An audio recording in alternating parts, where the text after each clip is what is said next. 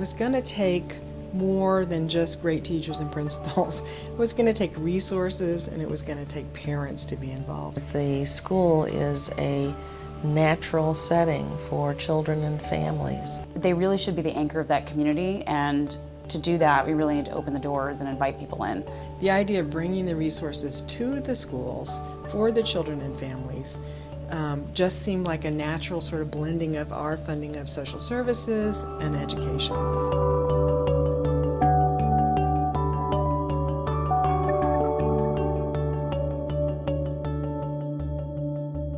So the Polk Brothers Foundation around 1995 was interested in having its first proactive grant-making initiative.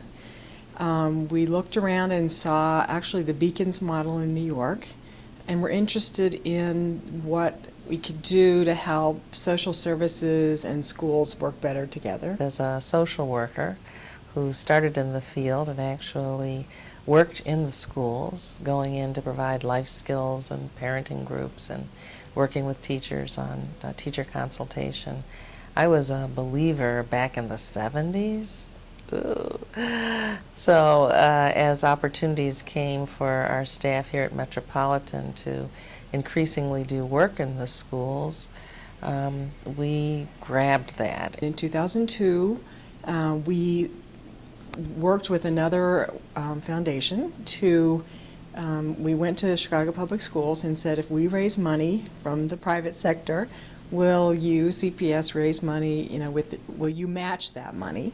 And they said yes, and so we created what was called the Campaign to Expand Community Schools in Chicago. I had the privilege of leading the initiative from Chicago Public Schools, and at that time I was working with then CEO Arnie Duncan, and it was a top priority of his. When the campaign was winding down, it was clear that we needed to have something to sustain the work. There was a need to continue professional development for people who were doing the work in the schools, and also a need for continuing the advocacy.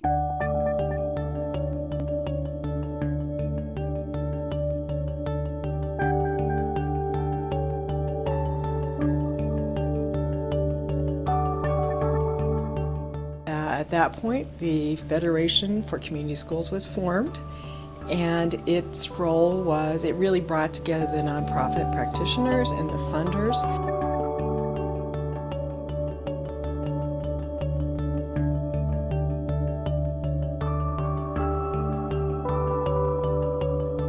Students need holistic supports, and the schools, teachers, staff, faculty can't do it all. Going to Chicago Public Schools, individual schools on site visits, and after school, seeing how few activities there were for kids. 95% of the children we're working with are in very low-income communities. Kids were bringing issues with them to school. Maybe their parents were not sort of stably housed. Maybe they had health issues. There were a variety of things that the schools were concerned were impacting the students' educations.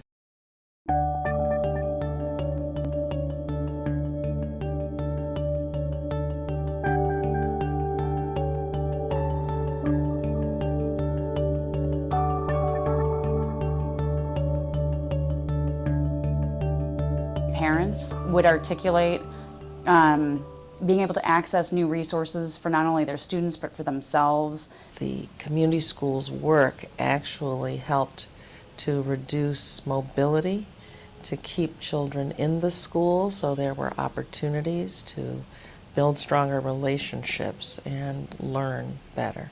If children and more resourced communities can have these things and benefit from them, then so should kids in low-income communities. When parents, say, I finally feel like this is my school, or it wasn't about their students or their daughters or their son's school or experience, it truly was, it was their school too, and I think that's when you really knew that this is really taking root.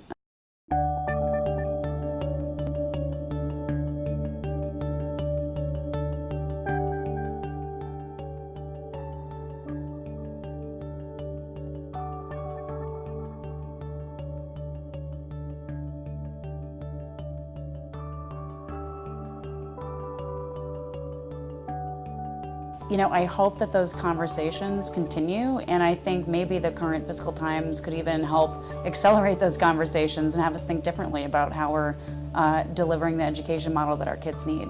It's about the mission of helping others to be the best they can be. To me, it's the way school should be. There should be, you know, these activities for kids and for parents, and not only, I mean, social services, yes, but also just recreation and the arts and other kinds of learning experiences, just because kids deserve that.